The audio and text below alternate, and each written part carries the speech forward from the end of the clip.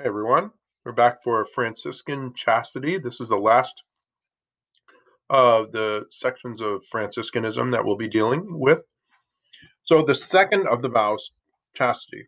Now, so many people think that chastity is just the same thing as abstinence, don't have sex. And that's just not the case. Franciscan chastity is being faithful to one's vocation. Well, what's a vocation? A vocation is the way in which you, by your gifts and talents, are called to bring God to the world. Or remember, if God is love, what is the way that we're called to bring love to the world? Which makes a lot of sense. And there are three different ways the church understands that we can do this.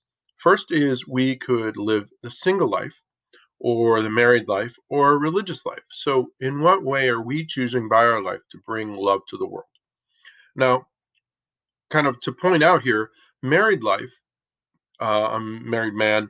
My role is to bring love to my spouse and my family, to bring God to my spouse, to get her to heaven somehow. And that might be a big ask, but you know, um, that is what I'm called to. And so, um, abstinence is not part of that at all. If anything, having sex with my wife is part of living out that love, bringing love to my wife. And so chastity is not the same. I'm living out chastity in my marriage includes sexuality.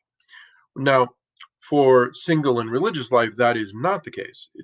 Sexuality is not part of that. Because sexuality brings two people together and bonds them together and connects them. Now, here's the I have to choose, my spouse. Say, like, if my spouse were really sick, my wife was really sick, and my buddy calls me and is like, "Hey, can you come and, I'm broken down on the side of the road. Can you come and help me?" And I'd have to say, "Oh, I'm sorry. Like, I have an obligation primarily to my wife, and who, I have to watch the kids, and she's sick, and I got to be here." So that's my primary commitment, right? So then you have single and religious life. This is where, in single life, where you are having the freedom to bring God to anybody around you because you don't have commitments. That's the important part of that. The second part of that is we'll go down to religious life. This is bringing God to all the faithful. So if I'm like a priest, anybody who comes in the church, that's who I'm responsible to bringing God to, bringing love to that community, right? So, and which is the easiest there? If between, say, single and religious life, you might say, well, single life's the easiest one. Well, I would beg to differ here. Think about it like this, and this is my Geico analogy, right? Congratulations, I've just hired you to work here in our Geico call center. And but I have a couple different jobs, and you can pick which one you would prefer. In room A over here, you're gonna take calls from Geico customers who are calling us to renew their insurance. And if you want to offer them some more products that we have, some more services, great. That's room one. People are going to be calling you. You just answer the phone and take their money. And room B, you are going to be cold calling people. You're going to be calling out to people who are not Geico customers, do not have Geico insurance, and trying to convince them to come over to Geico. Which job would you prefer? Now, most people would say clearly job A. That's way easier, and you're not going to get crazy, ugly people who, Karens, who are going to be calling, and you're going to be calling, and they're going to be yelling and screaming at you.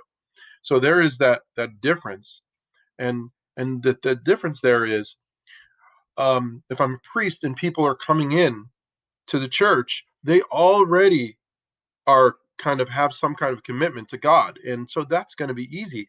That is actually room A. And room B is the single life where you're going out into the world and bringing love to people who may not even want it, right? And so actually, religious life is kind of easier than single life. The last thing I want to say about these things is people get excited, particularly young teenagers or whatever. Oh man, a single life, that's freedom, man, freedom. And they talk about sexuality in that sense, and they talk about, commitment and all that stuff, and I want the freedom to do or say whatever I want to do. But the idea here is, imagine for a minute, like right below me, you see this guy and he's in a car. Giving another analogy here, guy in a car with his girlfriend. They're just driving along, and he sees down there in the other corner, this girl broken down on the side of the road. And say he's a single guy, and he's single in the sense that he isn't married to this girl he's sitting next to, and he wants to help this girl who has, but he sees that she's gorgeous, and now he's caught between, if he stops and helps her, is he going to get in trouble with his girlfriend because she might think that he's trying to flirt with this girl on the side of the road, or is he genuinely just trying to be helpful and kind?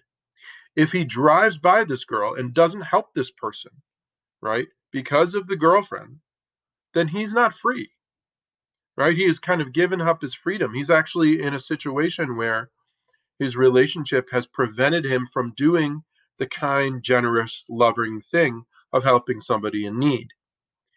Now, if his girlfriend is like, "Hey, look at that person on the side of the road," regardless of, if this is some kind of, threat to their relationship, and says, "We need to stop and help her," then that's probably the kind of girlfriend that, a guy would want.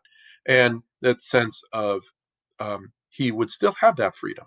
So single, it means as long as you are free to help anyone whenever. Chastity, so it's being faithful to one's vocation. Now, the last thing that I want to kind of cover here is the last of these, and that's obedience, Franciscan obedience. And this is the dedication of the needs of the community over the wants of yourself.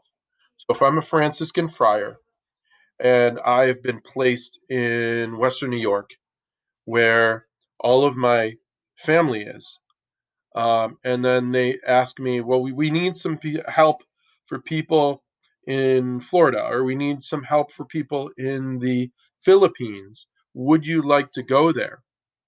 And you're like, I don't know. I don't really want to like go that far. The obedience that you professed, that you took the vow of, means that the needs of the community outweigh your own desires.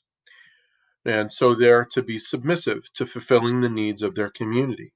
Now, the friars' needs are taken to an account. Maybe you are helping out your mom and she's sick.